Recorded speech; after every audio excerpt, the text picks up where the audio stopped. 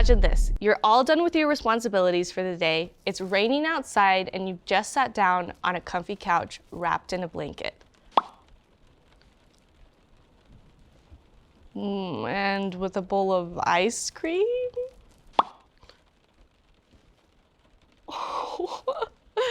Okay, now all we need is the classic and wholesome My Neighbor Totoro playing, and I'll be calm and content for the rest of the day. So my ideal weekend. I was right, Zuko.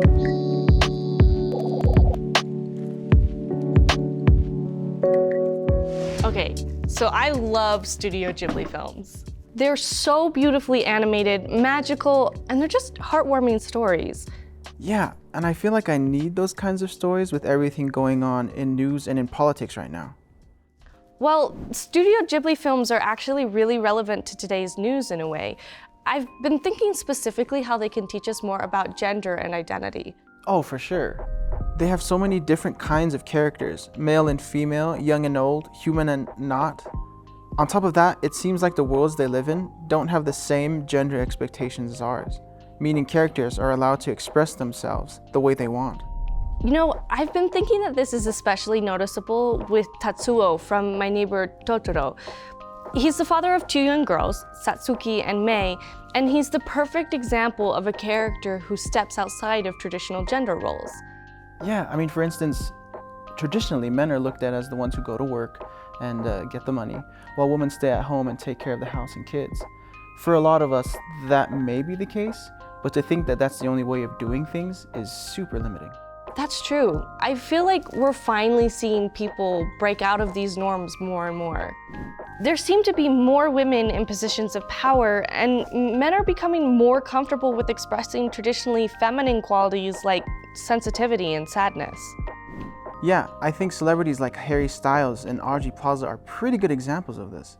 Harry Styles often presents himself with a more effeminate style, and Aubrey Plaza contrasts this by being assertive and stoic, qualities usually associated with men. You know, usually in movies, mothers are shown as nurturers, while fathers are depicted as being less involved. Yet in My Neighbor Totoro, Tatsuo works constantly to provide his daughters with a good life. He even takes time to encourage their active imaginations. You can tell his daughters are his whole world. Yeah, I mean, he totally is a hardworking provider still, but he doesn't sacrifice his sensitivity towards his daughters for that role. I think that when you're doing whatever you can to provide a good life for your children, gender roles aren't as important.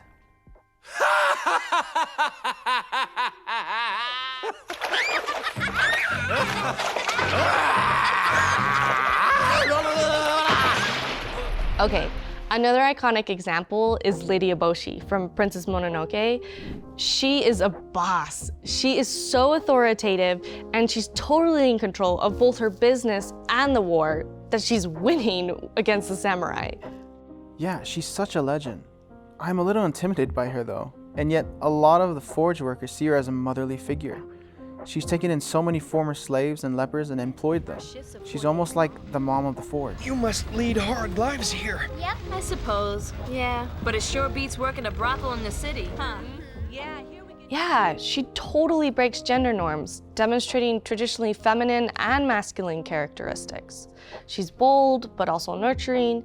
She's assertive, but also sensitive. And she's a brave leader who also provides a safe haven for those who suffer. And because of these strengths, Lady Eboshi actually plays an active part in the story. She doesn't wait for anybody to act first. She makes her own way, personally leading her soldiers into battle on the front lines and paving a path toward the dear god's forest. Yeah, good point. I mean, we're really used to seeing men as the main characters in movies, and their decisions drive the plot. But even when we have a female protagonist, all of her goals and main plot points revolve around a man. Disney cartoons are especially guilty of this. Oh, amen. Take Ariel, for example. She's supposedly ambitious and independent, but the film implies that marrying a random guy will make her dreams come true. Even Tangled is a little guilty of this.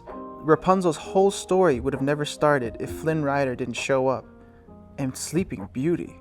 Oh, Don't even get me started on Sleeping Beauty. There are all kinds of problems with that one. I mean, don't get me wrong. I like a good Disney movie every once in a while, but I'm just tired of the whole damsel in distress or naive young girl waiting to be saved by a handsome man. These are directed specifically with young girls in mind, and it's telling them that life will never start until Prince Charming shows up. Not only does this teach unrealistic expectations, but it limits the goals and ambitions that girls can have and doesn't teach us to go out and grab life by the reins. Man, that reminds me of another Ghibli character, Sophie from Howl's Moving Castle. Sophie finds love, but she doesn't fit the stereotypical princess role. She makes her own decisions and achieves her goals. She owns her life. Oh, I love Howl's Moving Castle. And actually, I think Howl is another great example of a character who doesn't have to be stuck in a gender norm to be awesome. After Sophie breaks into Howl's castle, he shows up after a long day of work and just heads straight to the stove to cook a nice meal for everyone. He doesn't even question why Sophie is there, and he doesn't expect Sophie to do the cooking. Also, Howl is way more concerned with his appearance than any of the other characters. He totally freaks out when his potions get mixed up and ruins his hair. Yeah, and Sophie never tells him to calm down or that he's being too emotional. She just rolls with it and helps him see that he's beautiful no matter the color of his hair. You should look at it now. This shade is even better. I give up. I see no point in living if I can't be beautiful. Yeah, I think Chihiro and Haku from Spirited Away have a really similar dynamic to Sophie and Howl. Plus, I really like how Haku and Chihiro are able to share some really emotional and intimate moments together. But it doesn't have to be romantic. They can just be friends. Yeah, that goes against so many other popular films that can never have a man and a woman starring in a film together without some sort of romantic tension. Chihiro and Haku have needs and wants outside of finding a romantic partner. Yep, Studio Ghibli films teach us that it's okay to break out of stereotypes and gender norms. People can express themselves the way they want, and that's okay. I totally agree, but maybe this is easier said than done in the real world. There's a lot of societal pressure to perform our genders in cookie-cutter ways, and those who do it differently are often bullied. Well, maybe we can start smaller then. Maybe we can pay more attention to the things that we do every day. For instance, are we doing these things because they make us happy? Or are we doing them because we're afraid of being judged? We should always do things that make us happy, even if the world says that it's not the traditional thing for a boy or a girl to do. And when we start to be more true to ourselves, we can help others do so too. If we notice someone being bullied or criticized for how they are expressing their gender, we can stand up for them. Then finally, maybe we can get involved in bigger efforts to make change, like supporting policies that allow for freedom of gender expression without discrimination. Yeah, like equal pay and opportunities in work and school for women, non-binary and trans people, as well as support for breaking down toxic masculinity. And if you or anyone you know wants to get more involved in issues like this, we've compiled a list of resources in the description below. And you can share our video. Thanks for watching. We hope to see you next time.